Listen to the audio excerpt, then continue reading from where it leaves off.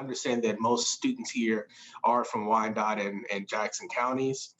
There may be some others that are also joining us, but Kennedy Kelly is your K-State admissions representative. So she actually made this presentation, but I'm going to deliver it on her behalf since she's not able to be with us today. I got a great quote here by the legendary Maya Angelou. Words mean more than what Words mean more than what is set down on paper. It takes the human voice to infuse them with deeper meaning.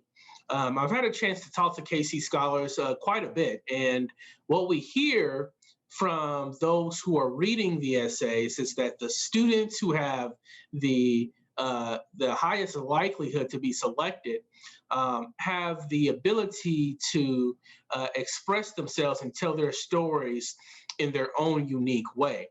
The students who tend not to get the scholarship are those students who hold back a bit. They either a little bit bashful to share their unique experiences, or they just don't know how to express that on paper. But really getting into the heart of the matter within those essay questions is what's going to set you apart from others. Now, why do we write an essay? Well, number one reason is because we're trying to get some money, right? Most scholarship applications, especially your private scholarship applications, they're going to want to know something about you. The academic success gets you in the door for a lot of scholarships, but when you're talking about the alumni and the foundation members and the trustees and the donors for scholarships, they want to put a story to the dollars that they're providing, hence why those essay questions exist. Now, no two people have the same lived experiences. You know, we want people to celebrate their difference within their diversity that they themselves hold in their essays. Basically, we want you to be yourself, be different, be yourself. Do not try to, I've been reading essays for a long time.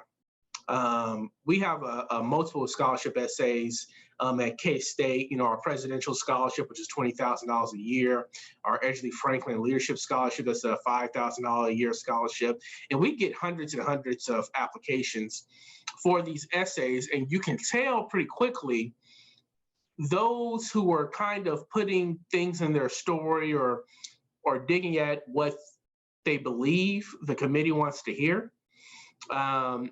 What you should do, you should be answering the question, but also, you know, you can kind of see when somebody's not really being their authentic selves in their paper, especially the more and more of these you read. So it's best for you just to be yourself, writing style and all within these essays. This is a persuasive writing that you're doing. This is not academic writing that you might be used to in high school in your English classes. You're trying to win others over with your essay. So the use of adjectives, the use of I was going to say prose, but you know, you want to do something that's not as technical.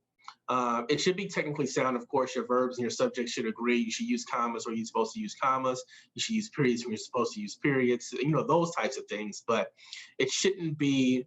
I shouldn't feel like I'm reading a history paper or something. I should be reading something that speaks uniquely to you.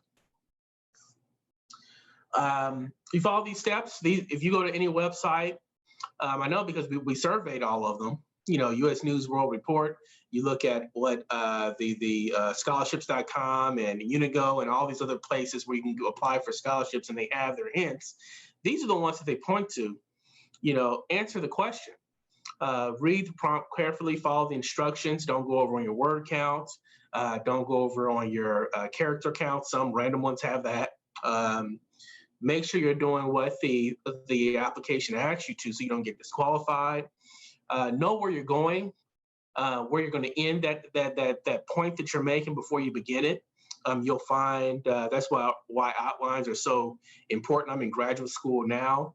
I always write an outline for my papers. I'm writing my dissertation now. That's a huge outline. You got to know where you're going before you start, if it's going to have consistency throughout the paper. Clear and concise language, proofread your paper, share your paper with others so that they can proofread it as well. After you look at something over and over again, it just starts running together, and you'll be surprised how many little things can be caught just by having someone. And it doesn't have to always be a counselor or a teacher or anything like that. It could just be a friend. A lot of when you get into college, a lot of people have writing groups, where they share what they're working on with someone else in the group, and they just kind of like rotate papers, and you catch a lot of mistakes like that. Don't be afraid to stand out. Don't be afraid to show emotion or to talk about the things that inspire you, the things that you're passionate about, the things that you're curious about. You'll be surprised how far they'll get you. It's a little hard to be vulnerable when you got random strangers reading your paper, right? You're like, I don't want to tell all my business. And it's okay to have some things that you want to hold back. I'm not saying, you need to be, this is not therapy. You don't have to put everything on the paper, especially if you don't feel comfortable to that extent. But you should also feel empowered to get your story out there to others. And once again, just review your essay yourself, but also with someone else before submitting it. Make sure you're not missing anything.